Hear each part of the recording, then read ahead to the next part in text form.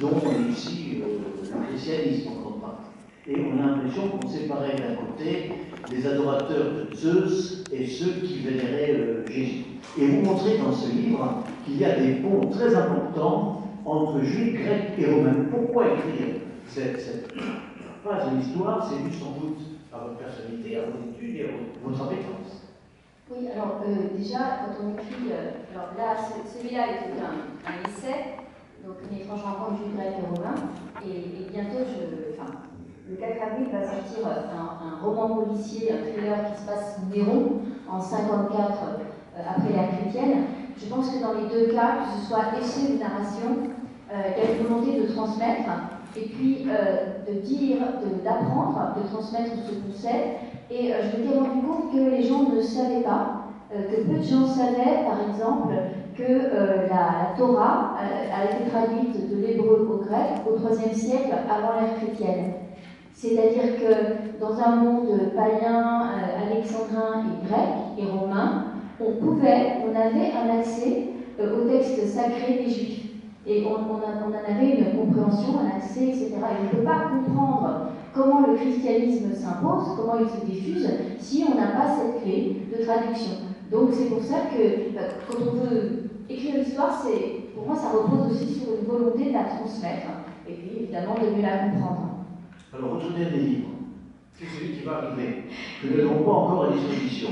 Voilà, on m'avait promis que la sortie officielle c'est le 4 avril. On m'avait promis une impression pour avant le salon et il y a eu des problèmes chez l'éditeur, chez De Noël, mais en tout cas on va l'avoir incessamment. Alors finalement, le livre là que j'ai écrit, ça correspond à une demande. Quelqu'un qui est extrêmement proche m'a dit tiens, il y aurait peut-être une demande de policiers qui aurait lieu sous la période que tu connais bien, c'est-à-dire la période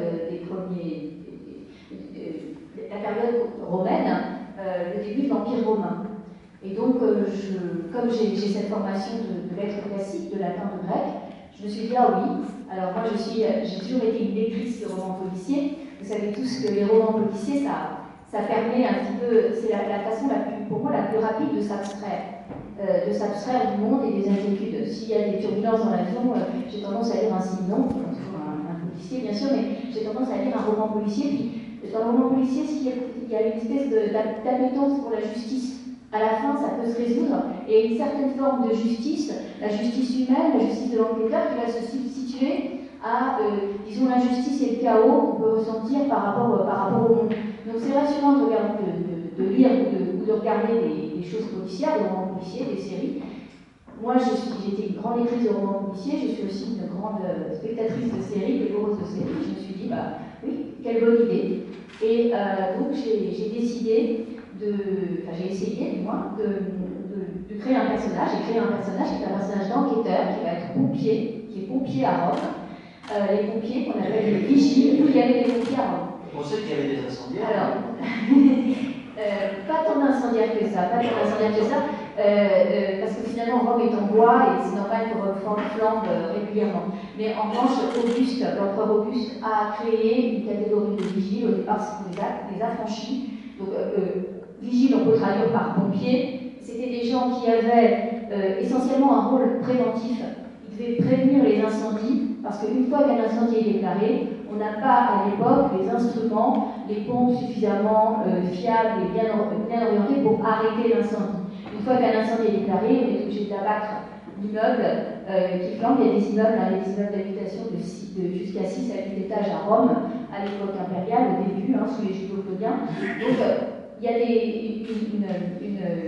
une cohorte, plusieurs cohortes, 7 cohortes de vigiles qui font de la prévention des incendies la journée, qui regardent si l'eau arrive bien, si les aqueducs sont bien purifiés, s'il y a des fontaines, des points d'eau partout, et puis qui ensuite s'occupent de la délinquance nocturne.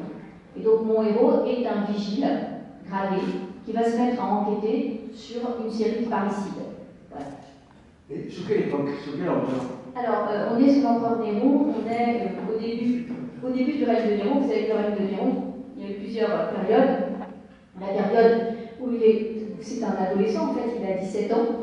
Il y a 5 années, quand il prend sa mère, le pouvoir pouvoir, grosso modo, quand sa mère est au pouvoir, il a 17 ans.